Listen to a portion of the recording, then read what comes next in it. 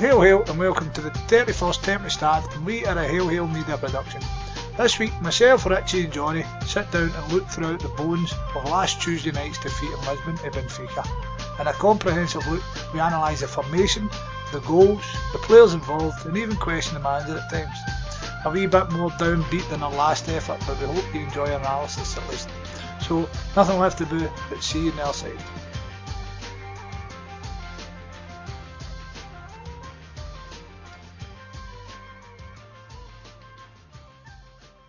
Well, good evening and welcome to the 31st edition of the Temporary Stand podcast. I am joined by, all the way from Drogda, Richie. Hello. And back in Raglan, we've got Johnny. Evening. Right, this week seen us play our 5th game in the Champions League, and it never went as well as the last one, and Celtic fell to a 2-1 defeat to Benfica. Initial thoughts, tactics, player positions, player choice. What went wrong, Richie? The last time we spoke we were world beaters, and now we're an inquest into why we're so rubbish. But I don't know what went wrong. We just looked tired. We weren't up for the game. We were beat by a much better team on the night. I don't know about the tactics and that kind of stuff. You picked the team I would have picked. I would have started with Hooper instead of Tony Watt. I thought Hooper deserved his chance to put us through into the next round. So no problem with that.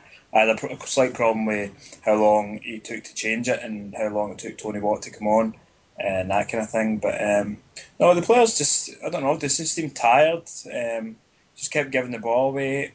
Scott Brown wasn't fit. He shouldn't have played, I don't think. Charlie Mulgrew was sick during the first half. I don't know why, if he was sick or during the first half, why we just didn't change him the minute he was feeling sick rather than leaving him on for 45 minutes. But apart from that, we were just poor all over the park. There was nobody you'd pick out that particularly played well. Our star players, Wanyama, guys like that. It was a poor game from Victor, So I've beaten by a better team. We're still, going into the 6th match, beat Spartak. You have to expect Barcelona will beat Benfica, even with a weakened team, and that's us through. So I mean, we're in a good position, but it could have been better, I suppose. But no complaints of the result. Johnny, do you think we maybe took, not so much the fans, because the fans were up and down, it's none really there with the fans, but do you think the team themselves maybe took the game for granted a bit? I don't think that's the case at all. I just think Richie's kind of got it right, and that we're tired and we're running out of options due to injuries and stuff. I don't think so. I think it's more the media. Maybe some of the players are taking it for granted, but I don't think that was the case in the park. We just got outplayed by Benfica in the night. Richie said about there being the team that he picked. Of course, we would have picked the team, but we don't know what's going on in the changing room. Scott Brown clearly wasn't fit. Mulgrew.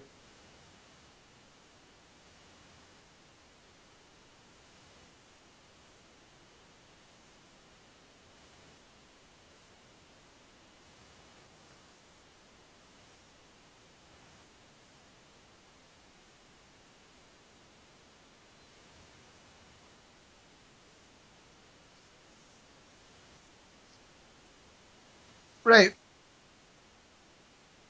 Well, this is the thing I was going to come to say. So we lined up, according to the Sky TV, we lined up a 4-4-2 with Samaras basically floating off of Hooper, Mulgrew, and I think Brown would have been on the right with Ledley and Wanyama in the middle.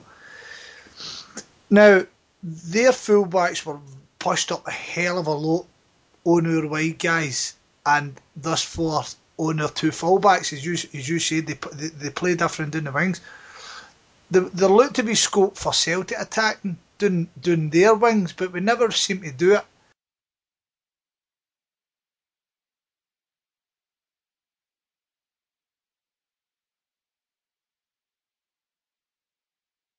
Okay, so the team we put out on Tuesday night, basically we'd Foster in goals, and we played a 4-4-2 at right back with Lustig, with Wilson Ambrose in the centre, on the left again with Matthews, on the right of midfield with Scott Brown, in the centre of the park Ledley and Wanyama, with Mulgrew playing in the left of midfield, and then we had Sammy kind of sitting off Hooper up top. So, Richie, you said that's the team you have played. Johnny, what do you think? Is that the team you would have played? On the basis that everybody's fit and well, then probably I maybe had Commons in there.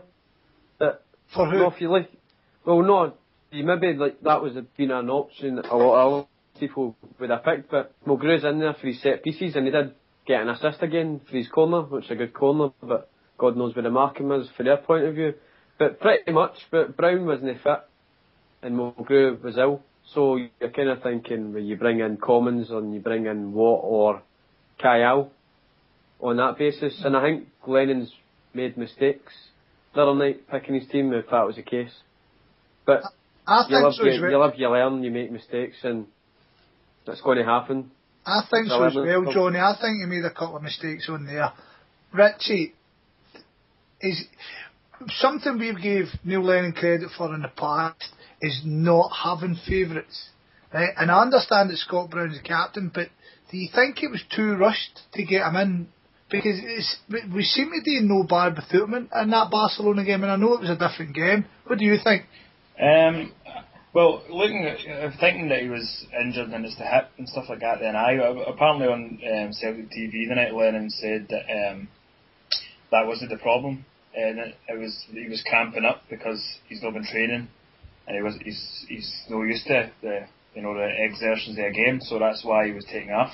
It wasn't to do with his hip or his stomach or whatever was the matter with him. So I mean, if he's ready to go before the game, and you play him, I suppose. I mean, I'm not a massive fan of him. I don't think he's done very well in the Champions League when he has played this season, but I can see why Lennon would play him. And if he's not to know he's going to cramp up during the game. It seems a bit strange to me, to be honest, a guy that age cramping up in the first half. I seen him when he got taken off. The referee was telling him to hurry up, and Scott Brown said to the guy, "I'm effed." I saw that again. So maybe he was cramping up, but no, if that's the case, I don't really blame Lennon for picking him. I don't blame him for picking any of them. Mulgrew apparently was feeling sick at half time. I don't know if he was telling him during the game that he was feeling sick. So right, I'll interrupt you there 2 seconds. Right. We'll come back to individual performances and players themselves after. We'll look at the main points of the game. Right, it was basically back to the bad old days of Celtic, conceding a goal within the first 10 minutes and then chasing the game. The goal we conceded, Johnny, run me through what happened with the goal we conceded, the first goal. Well, Matthews has had the chance to clear the ball, and it's on his left foot, and he's made a hash it. Then it's come in the box, and I think it's Wilson could have done better. And the guys... Brown was there as well, wasn't he? And Lustig was there, and it hit off Lustig. So I don't know if it would have been in if it hadn't hit Lustig. The guy hit it well, but I think it would have been going more towards Foster if it hadn't hit Lustig. I'd put the majority of blame on Matthews for losing the ball in a dangerous area. And he got exploited a lot more against Benfica than he did against Barcelona, because against Barcelona he's conceding the space out wide and they're cutting in. Against Benfica, they targeted him. They wanted to get to the byline to get the ball in.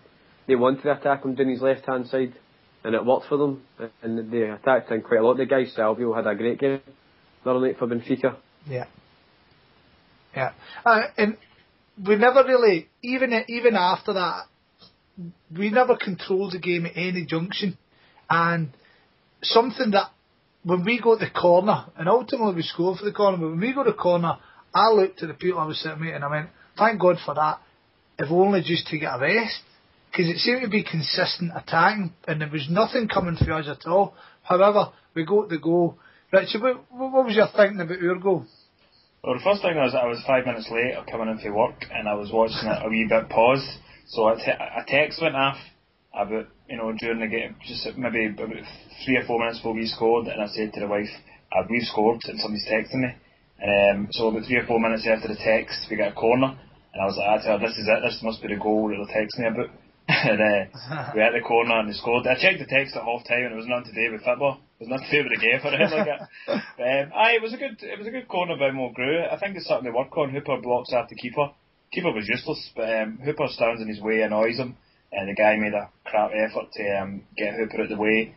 the ball went over-received and Samaras is there to knock it in. So from our point of view, it was a good goal. On the night, it was really the only way we were going to score, apart from a couple of half chances near the end where we didn't make the most of them. But it was a good goal. I mean, that's twice. We were very dangerous at set pieces. You know, if you add in Mulgrew's delivery, Commons now and again as well. Plus you've got Samaras, you've got Wanyama, who are great in there. So it was just a typical Champions League goal from us, I suppose. Right, so we've got ourselves back in the game, and at this junction, personally I felt Neil Lennon really needed to earn his corn, for want of a better word.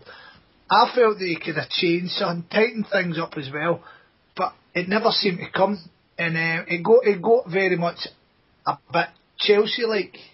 And do you remember when Chelsea played Barcelona and they had the guys that were just flinging themselves in front of the ball? Johnny, do you think the manager should have changed something in that first half after we'd scored? No.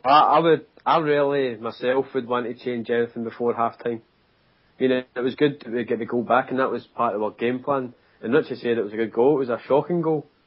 I mean, it was terrible. What were they doing? Samaras was still at the back post, and he's Todd. I mean, what's the guy on Ralph Holmstein, the guy who was on Sky? I think he's on the Football Weekly. Yeah. He was saying that in Germany, the referee gave a free kick for that probably. Apparently in Germany, that if you're standing in the way of their keeper, they'll black and white. It's just a case of they'll give a free kick. It was when we got the next corner, and the telly kind of was sitting on Hooper, and you saw Hooper just indicating, just put the ball up here, put the ball on top of this guy, because obviously he was going to get away with it. I'm glad that Celtic have got something that works. I doubt, as you say, Johnny, I agree with you. I thought it was a terrible goal for them. They must be sitting going, what's going on? But for us, at least we're doing something and it's working, because as you say, it's the exact same goal as we scored against Barcelona, and it's very similar to one Charlie Mulgrew scored in the past. So that's what's different for years ago.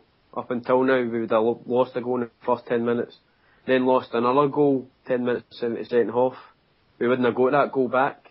So the fact we got the goal back, it gave us something to build on and keep until half time, if anything. But you see, we build on, John, this is where the kind of annoyance for me. I don't buy what you say that you'd loathe to change something. Celtic were struggling. Celtic were absolutely struggling, and it was a miracle we never conceded before half time. We'll come to the second half. I mean, Jose Mourinho, and the guy's the best in the business. He'll make a change 10 minutes in if it's not working, and that's something I think Neil Lennon's got to look at. If it's not working, he's got to change it. But Neil Lennon has done that in the past loads of times. He's changed it in the first 20 minutes of games, so he's not averse to doing it.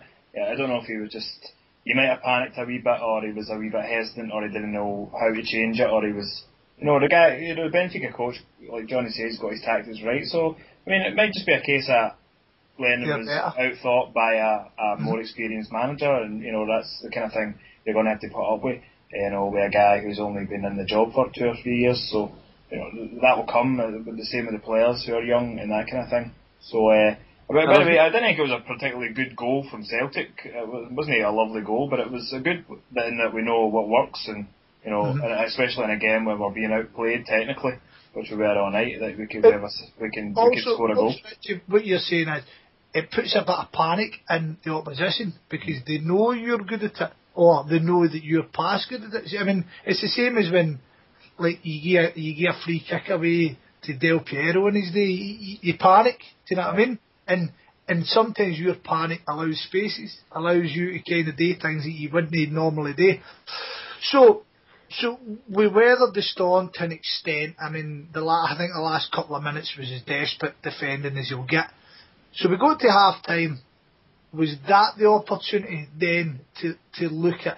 I felt Benfica actually used the half time 10 times better than us, because as if they sat down and they were already identifying their fullbacks, but they pushed on so much and we couldn't breathe, Johnny.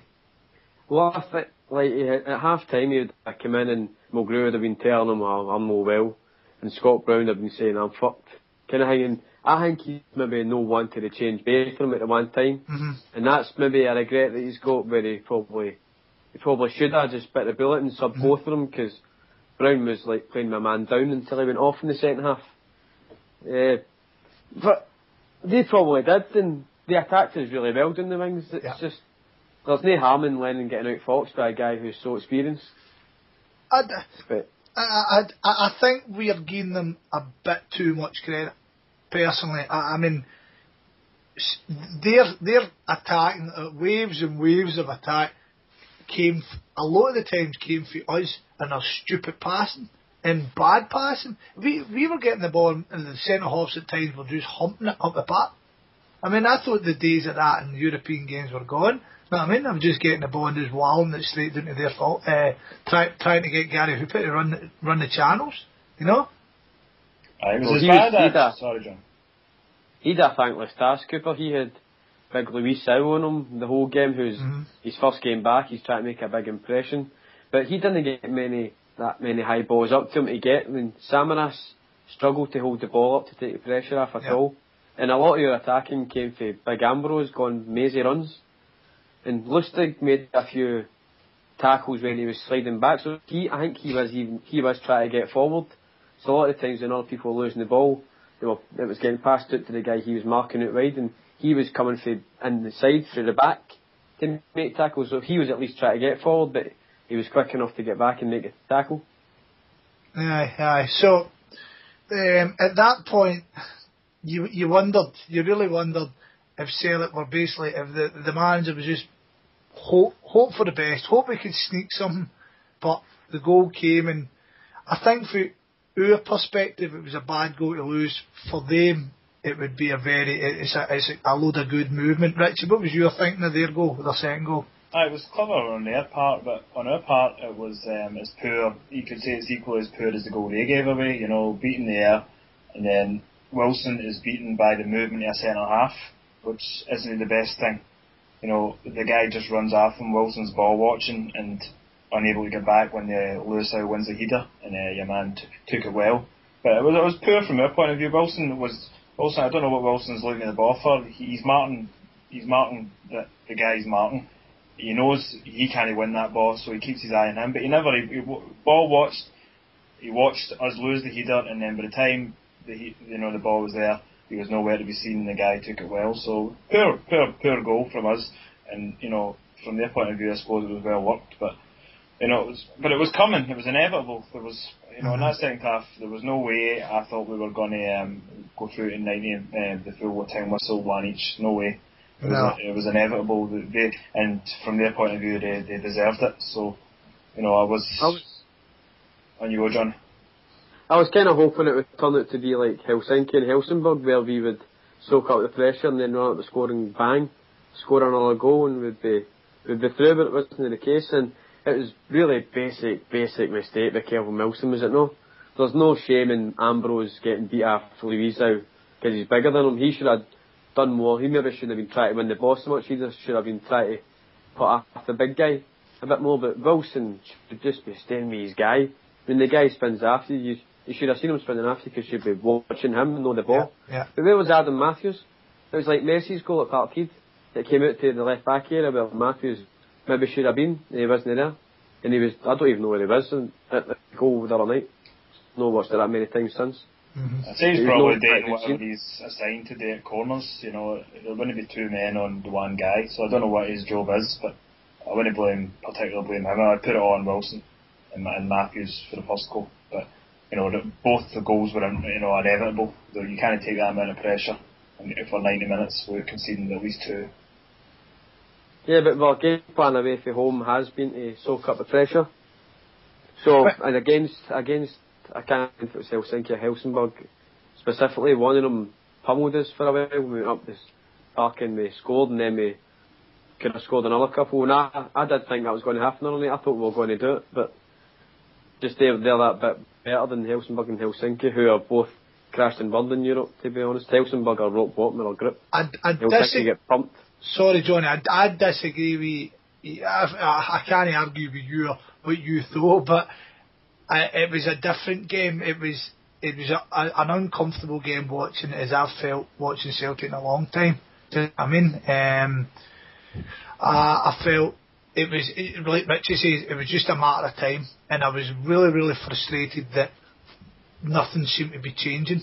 It was the same thing kept happening and happening. I mean, just before they scored, had the boy, was it Lima? Is it Lima skinned Ambrose? Aye. That was just before that, like left him for dead, and lucky Matthew was on the line because he beat the keeper and everything. But I thought it was coming. I know what you're saying about the game. As I remember, it was one of I think it was the second game, the Helsingborg game, where they had a good few chances, but there was nothing like this. I mean, at one point they were taking pot shots. Do you remember, like, the ball just came out to a guy about 35 yards out and he's rattled it?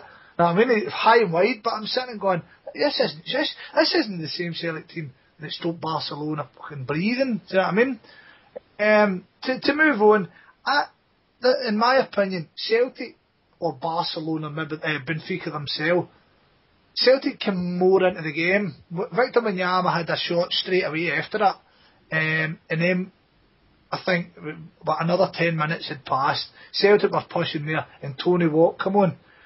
Johnny, did you feel we left it too late for Tony Watt?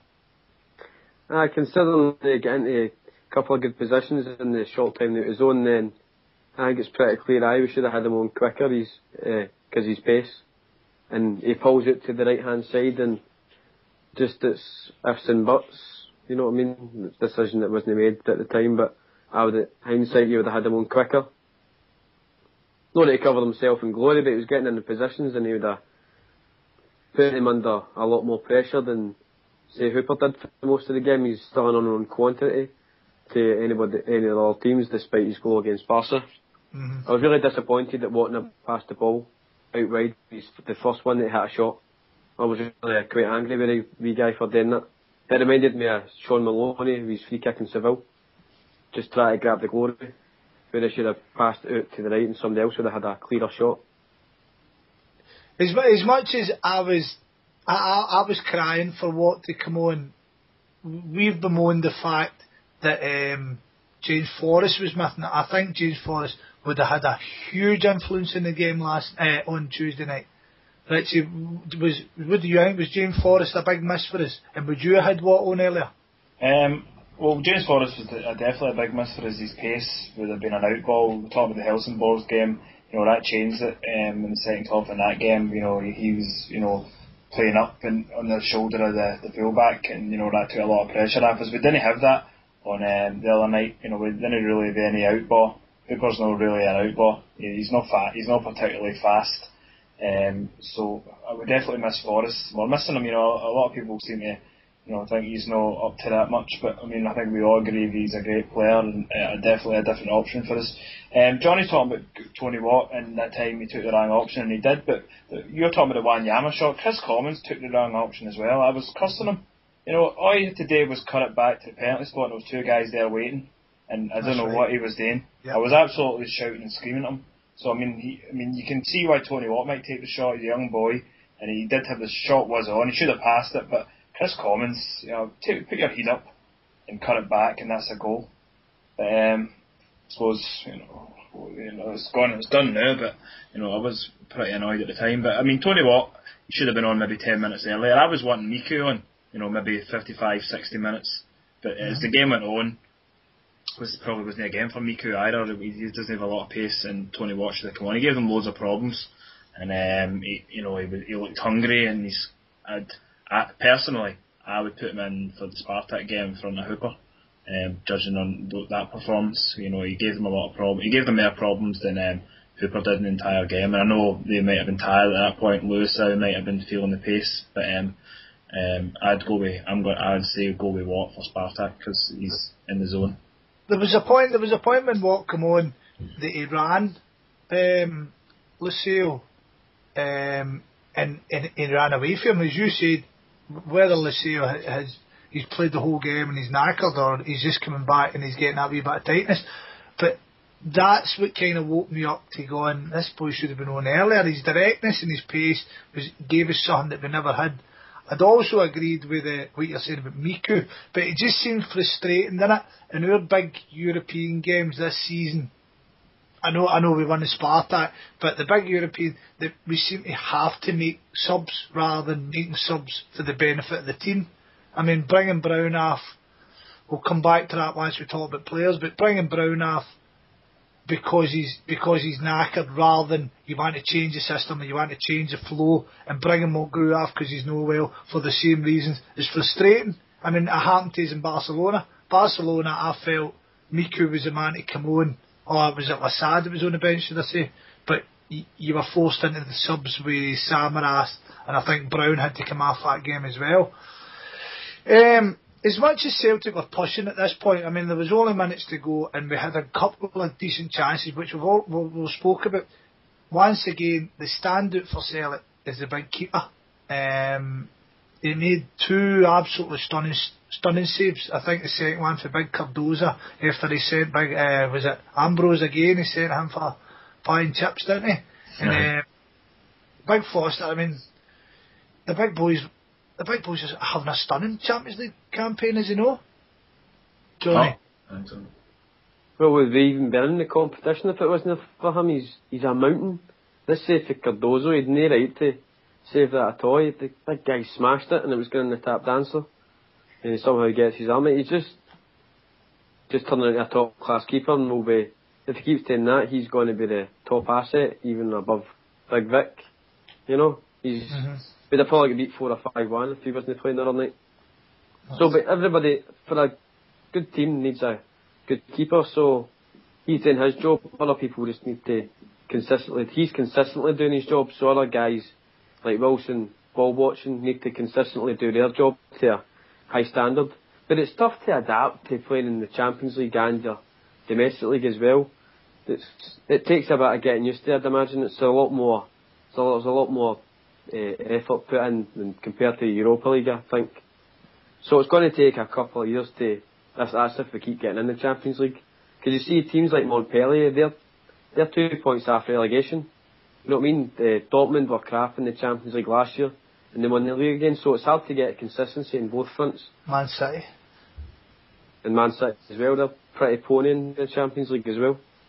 Okay, so talking about Fraser Foster there, I think we're all agreed. This game I've just moved on, and we'll give everybody a wee couple of minutes spell. So we'll move on to right of defence, and Lustig.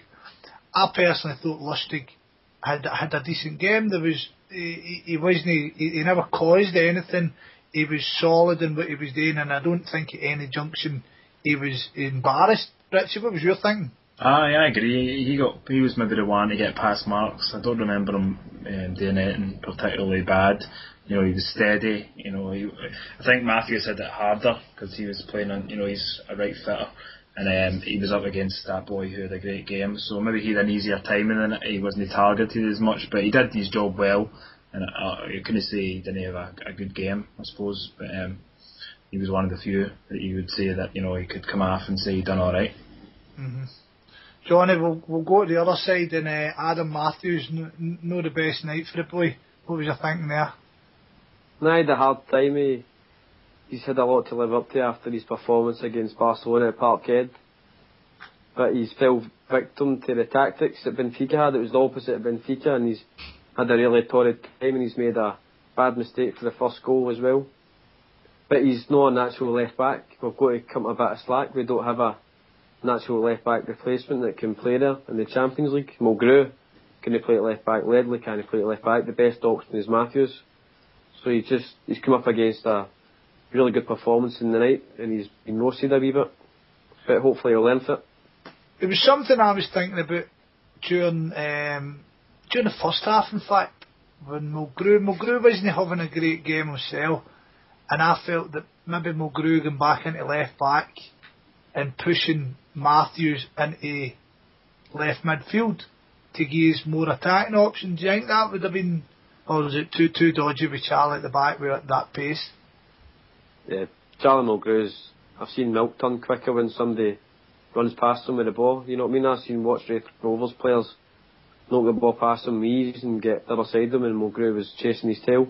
So I don't think putting him at the back would have worked, to be honest. Okay, two guys who have got a load of plaudits for the league performances and Champions League is the two centre backs, Kelvin Wilson and Effie Ambrose. Not the greatest night for them, Rich, yeah? No, definitely not. Wilson, I thought, was decent enough. Not too bad. He made some good blocks and clearances and that kind of stuff. He was alright. He was terrible for the second goal. I suppose you'll say, he was knackered, the amount of defending the team had to do. They weren't getting any help for the guys up front, letting the ball stick. And, he lost his concentration. So I suppose, not let him halfway it, but these things happen, especially against, a good team like Benfica. Ambrose, on the other hand, I thought was atrocious. He was a bit of a bomb scare all night. He just kept panicking. And he looked terrible on the ball. He wanted rid of it straight away. He was treating it like a hot potato. And I know he's runs and stuff, but sometimes I thought he got lucky. But like the one he went out to the right, I know he was exposed and he was up against a guy with pace. But you were just had your head in your hands watching him. Just made a complete. The clown music was playing when that happened. It wasn't his best night, and you have to shape up. I think performances like is you're kind of understanding how he was playing in Israel. No, aye, definitely. Aye, that's the kind of. We've had players like that in the past, who, when it comes to real top opposition, and Benfica are on the tap. They're not the top. They're not the very top teams. They're maybe second level, and maybe we're a third level team in terms of the Champions League. But I can see why he was playing in Israel. Aye. I mean, we don't want to get too down on the boy because he has had a couple of cracking games against Barcelona. Is this an off night, Johnny?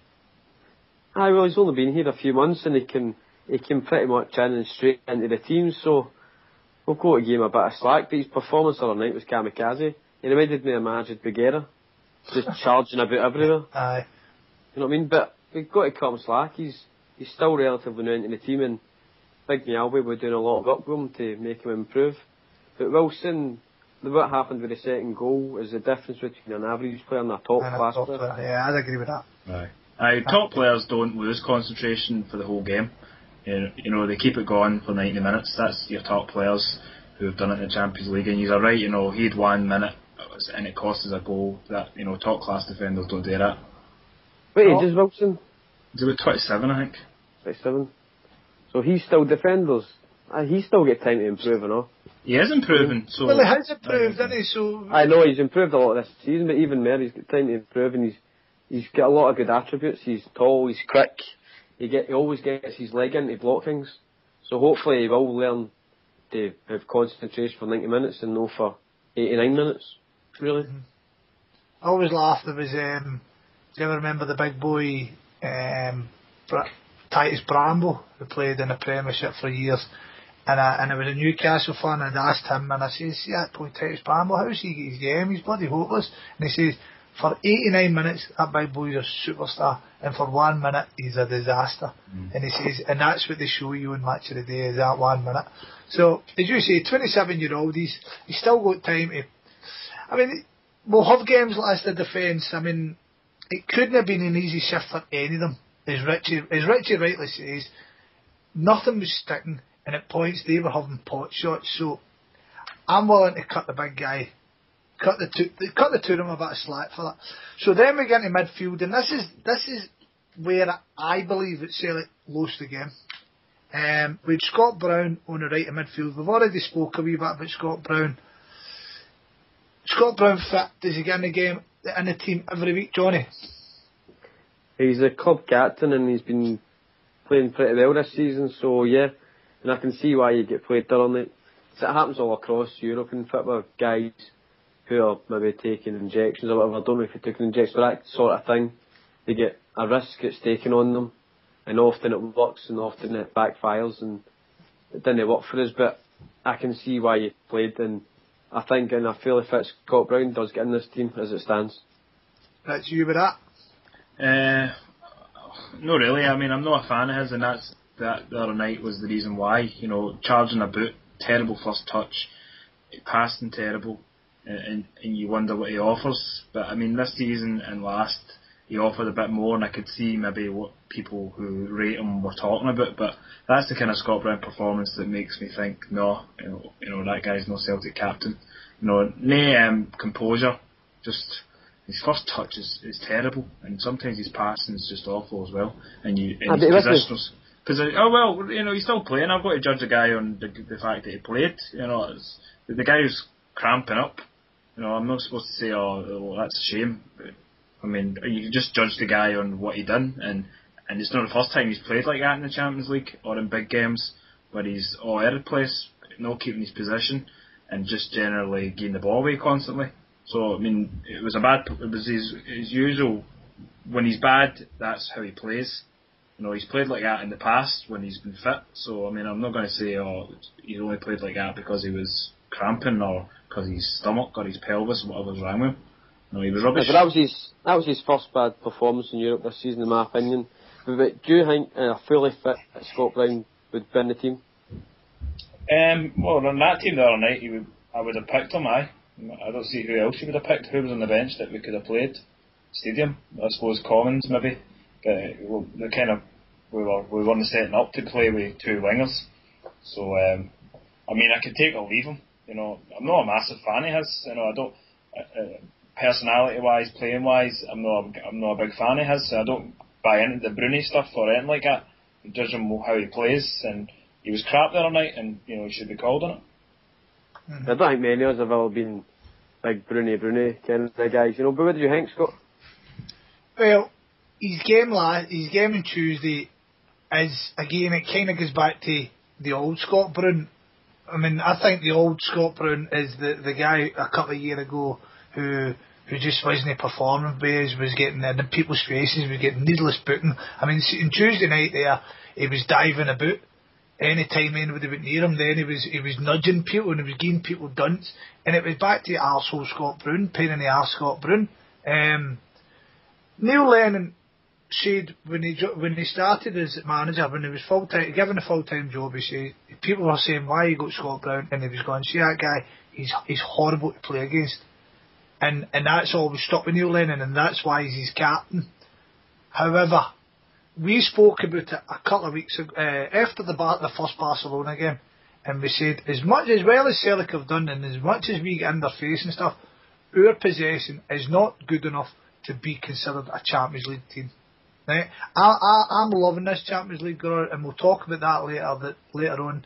But see, for us to progress, we need guys who can keep the ball and pass the ball better. Does Scott Brown come into that category? Honestly, Johnny? Well, no, when it comes to the crux of the matter, no, he doesn't keep the ball well enough. Does he deserve his place as captain and as a player in Celtic's lineup? I say yes, I agree with you. And this season, on how he plays, definitely. However, I say that last time we done a podcast, sometimes we get too down on Celtic, and sometimes, a lot of the time, we get too high on Celtic, and I think people are overrating a load of the guys we've got. They're doing the job well, and Scott Brown's one of them. He's doing his job well. Would you want better? Yes. Right, anyway, we'll move on to Charlie Mulgrew, and that he fits right into the category what I'm talking about. Looking at the options we had, did Mulgrew deserve his place on the left of midfield, Richie? I suppose he did. Solely, well, I don't know about on the left of midfield. If we could bring him on and off for corners, I'd do that. But they'd have to change the rules of football before that would happen. So considering the fact that he set up, if you want to call that, setting up a goal, and he did it, and that's his third assist in the Champions League. So he has to play. That's 3 goals he set up, just from his brilliant left foot. So he put the pass through Hooper in Moscow as well, where he got the guy sent off. So I mean, he's contributing. His overall play isn't brilliant. He's very slow. He's not great in the tackle. What else does he do? You'd have to ask, but you have to start him. Because we rely on set pieces to get some of our goals in this competition. So he's the man. So he has to play, and he's not that bad. He's not so bad that you say, well, we can't start him even if he is good at corners. He's not terrible, but is he brilliant? Is he Champions League quality? No. Who'd say he is? Nobody. I don't think. No. Johnny? Nah, we're still a work in progress, so Mulgrew, he fits well in what we're trying to do. Because you've got to think, as the years pass, we'll try and get better with possession and stuff, but Mulgrew's got a great delivery, and I would have him in the team for the Champions League, playing in the position that he does play. Because you'll know they too much damage at the back. He does a good shift in the middle. How do you mean play in the position he does play? Because at left mid, I felt he was an empty jersey, and Richie says, but he stands up and pings a cracking corner into the big Sammy, but he's left mid, he got the ball and he just continually lost it, and I think at one point he got by the man and he gave a wee back heel and it released us, but he's never going to outpace a man. Is he a holding midfielder? Should he be played in when you're playing 4-5-1? But we're playing him so he can hit the set pieces, and the position he's playing in, that's doing less damage than he would do playing at left back. It's kind of a weird logic when you think about it, but he's has to get a place in the team based on his set pieces, and that's the best way to fit him in the team.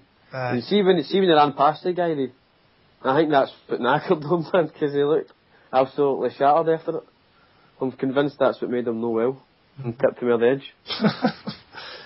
Right, the two boys in centre of the park.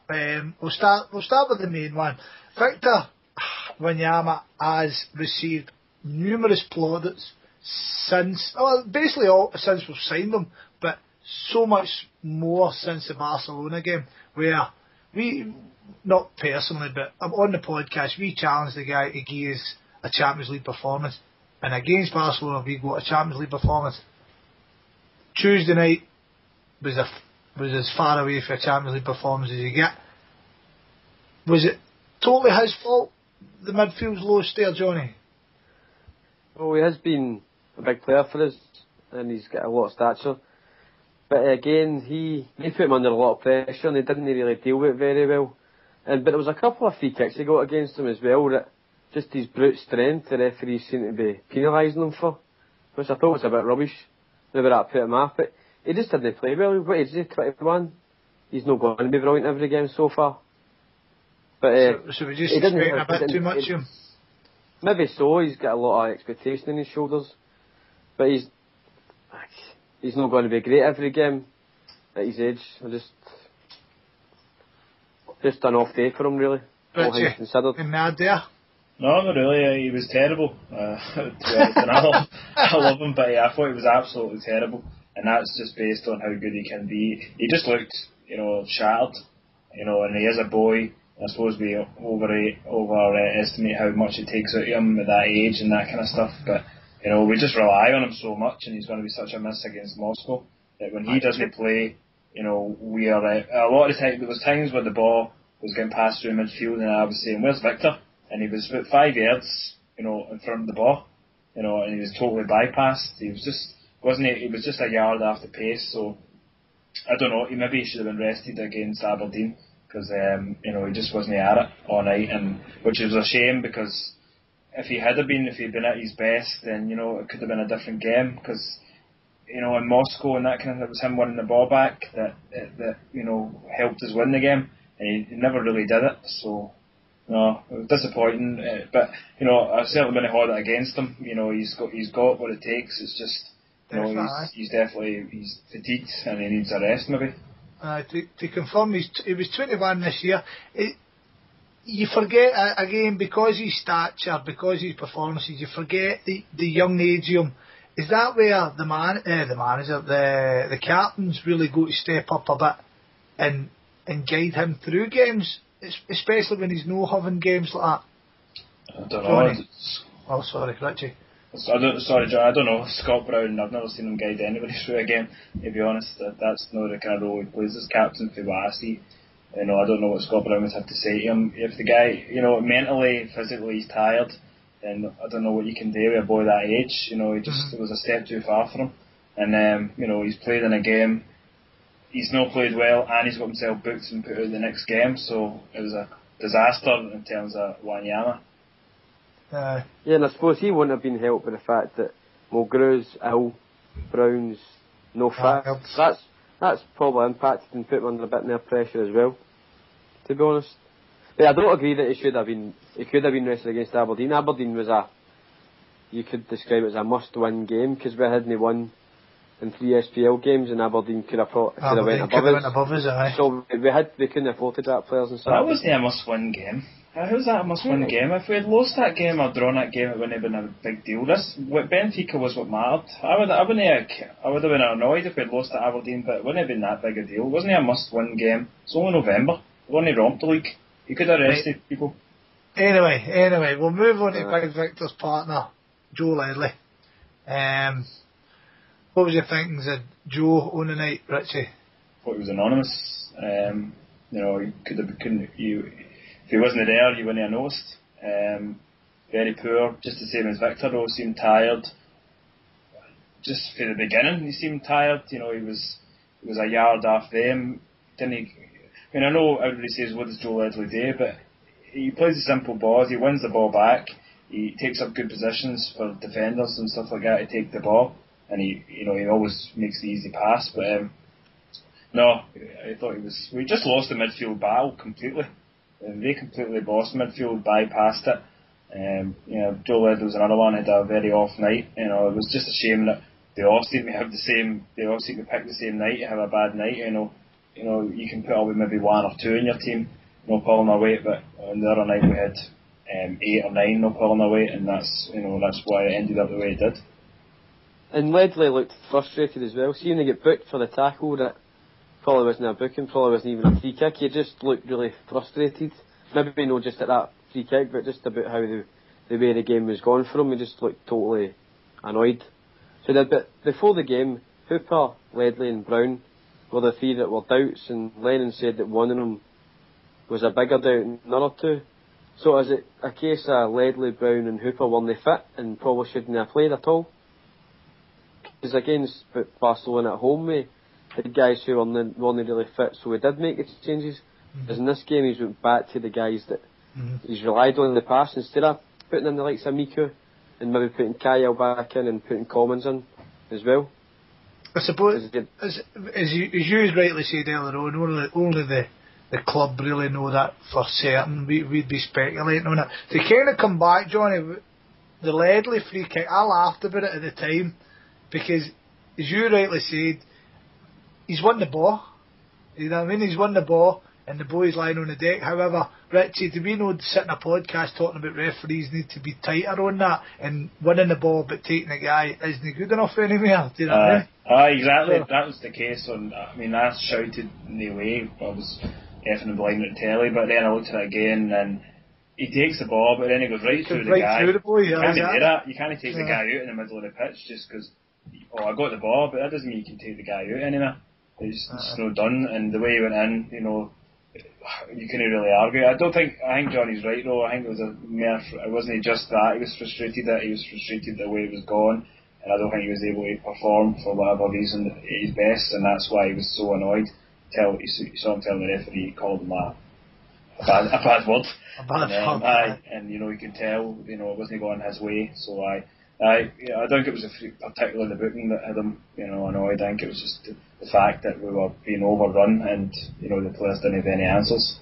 I was frustrated with Joe Ledley, even more so than Victor, because, as you said, he got the booting, and he never flung himself into the game when we kind of needed him to fling himself into the game.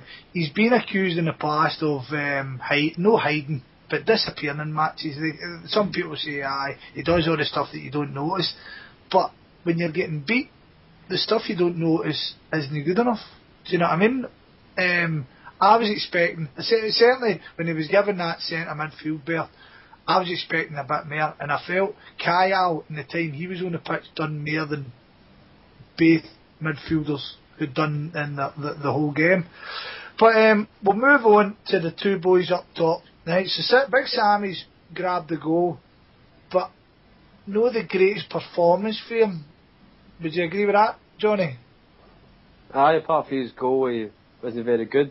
The ball was bouncing off him. He wasn't holding it up. He wasn't helping to take the pressure off the rest of the team. I didn't think he had a very good game, but he scored his goal again. That's 5 away games in a row in Europe, is it, he scored in? It's pretty impressive. Well, I think that's the first. If you give me Yeah, that's right, Barcelona didn't it? one, aye. Aye, he got that one, didn't he? Well, But I didn't think he covered himself in glory the other night. He's been good this season, and he seems to be one of the guys who's been a bit of a leader these days. yeah. He's coming across that way. But he didn't play well the other night. But is Samaras, Richie, Samaras in the kind of same position as Charlie Mulgrew is, what we were saying? That he's the only guy who's going to win headers up top. He's the only guy who's going to cause a bit of bother when we've got corners and we've got free kicks and stuff like that. I mean, as I remember, against Spartak Moscow, Samaras wasn't great, but he pops up and scores. Is he one of the guys that you've got to keep on the pitch just in case? And he seems to be a Champions League specialist. You don't really care if he starts in the SPL, but you want him to start in the Champions League for whatever reason. He didn't show it the other night. He was terrible. Johnny's right. Nothing stuck. Kept getting the ball away in stupid positions in his own half. I don't know if he was fit either. But I suppose you have to play him in terms. But he didn't win any headers either. So I would like to have maybe seen Lasad come on for him, or Miku. I don't know if Miku's fit, because I would have thought Lennon should have brought him on. But it was just, that was the worst. You saw the worst of Samaras. The people who don't like him, that's why they don't like him. That's the kind of performance why people really don't rate him. And it's hard to defend him when he plays like that. But he did get his goal. It was a 2-yard header. I suppose he was in the right place at the right time, but you wouldn't be raving about his goal. But hit right off his bandage. So his scoring record, you can't argue with, I suppose, in the Champions League this season, and the goal against Moscow, was brilliant. So he's having a good Champions League. But if it was just him that played terrible, you'd be pointing him out. But the fact that the rest of the team were dire as well, I suppose you're not particularly blaming this defeat on anybody. Okay, we'll finish off with starters with possibly the biggest, with hindsight anyway, the biggest debate. So Gary Hooper was up top, and it was again a really, really hard shift for the boy. I'd said after the away Barcelona game that in hindsight I would like to have played Miku, because I felt he would have worked, and then we saw in the home game Miku had an absolutely smashing game. He held the ball up well, he was an out ball, he was drawing fouls. Was that really what we needed on Tuesday night, Richie? Aye, I think it was. But some said before the game they would have started Miku, and I was saying no, I think Hooper deserves his chance, but he didn't take it. You're saying, we're talking about Samaras saying here, you don't care if he plays in the SPL, but you want him to play in the Champions League. It's now the opposite with Hooper, where you want him to start in the SPL, and you don't really think he's up to the way we have to play in the Champions League, because it's a completely different type of football. He's not a target man, he doesn't particularly hold it up well. He's a guy for the last 25 years of the pitch, really, and we never really got that. He's for playing balls to run onto, we never did that either. So it wasn't suited to him. Miku would have been a better option. I can see why Lennon went with Hooper. He's his guy, he'd done it for him, deserves it, and maybe. But I mean, especially coming back for missing 4 games as well. But you must think Miku wasn't fit. I don't know what procedure he had exactly, but you think he would have come on. Now Hooper was rubbish, but there was reasons for it. But like I say, I'd drop him for Moscow, maybe Watt or even Miku. Johnny, do you think that Hooper suffers for the fact that we never played any wingers?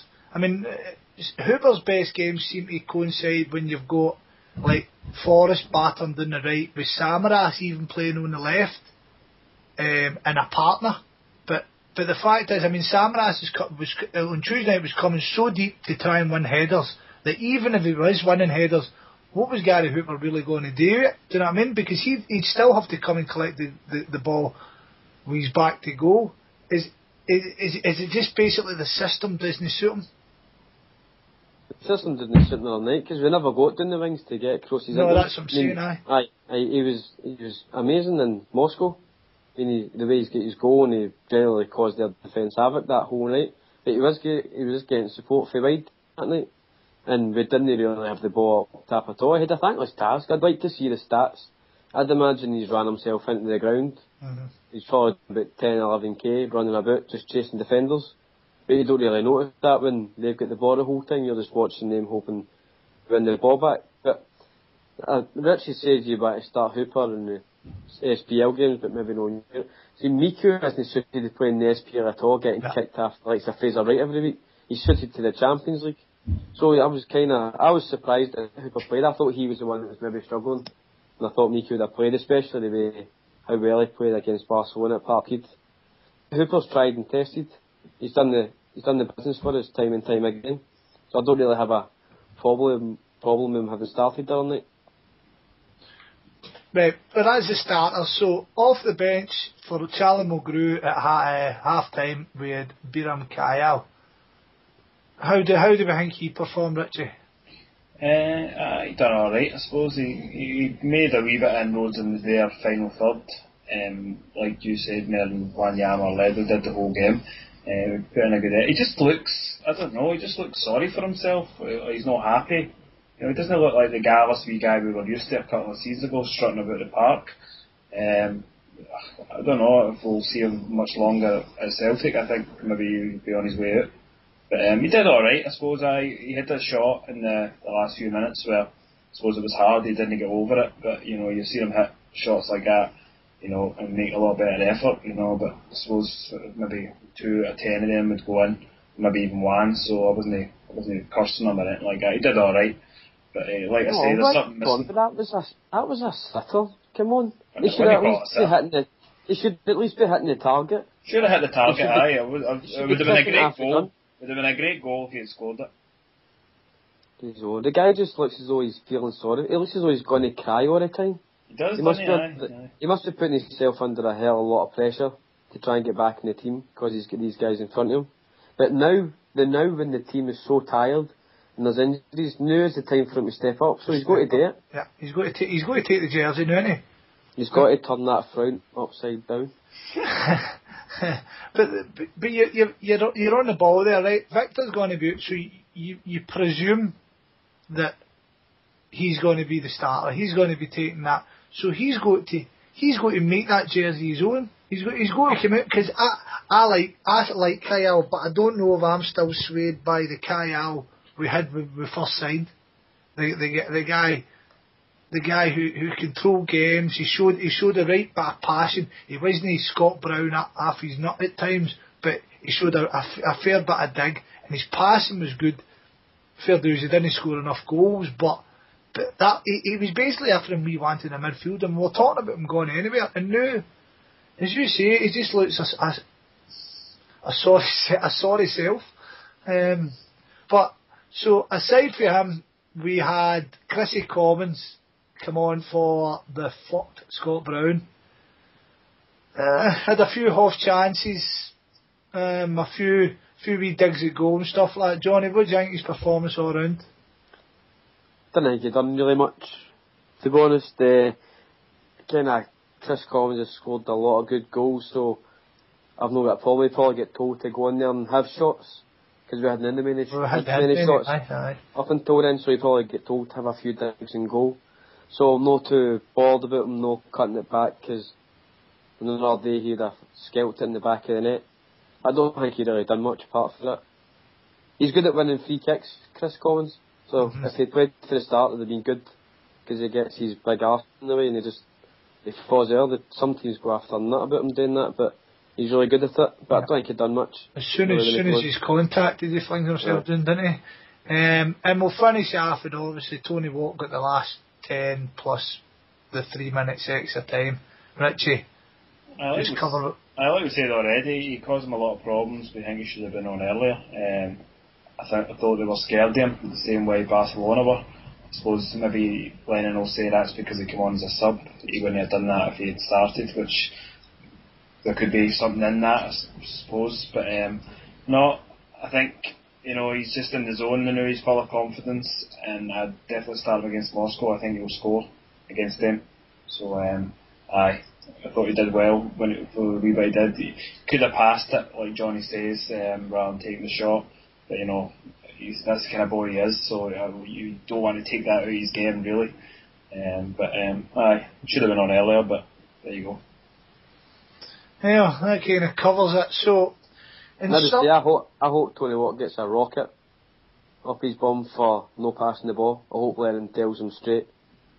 You get chances to score, you go for it, but you had a much better option on, and I hope he tells them no uncertain terms. Next time that happens, he makes sure he passes it. That's how young guys learn, by getting told straight. There you go, tilt straight. So Johnny, just to summarise your feelings on the game itself, maybe what you would have changed, and your thinking as we stand on the Champions League, the European campaign as a whole. Yeah. I still make us favourites to go through to the last 16. Spartak have got nothing to play for. Are they going to revert to the stereotypical Russian attitude where they don't care? The Andrei Arshavin kind of attitude, where they're just going to turn up and we're going to beat them. I think we'll beat them pretty easily at Parkhead. It's a bit strange saying that, but I think we will. And I don't think Barcelona will get beat at home, so I still think we'll go through. The other night, Lennon's learned a lot of lessons in Europe over the last 2 seasons, and nights like Tuesday night, hopefully he's got to have learned more. And I think Emilio Izaguirre was a huge miss the other night.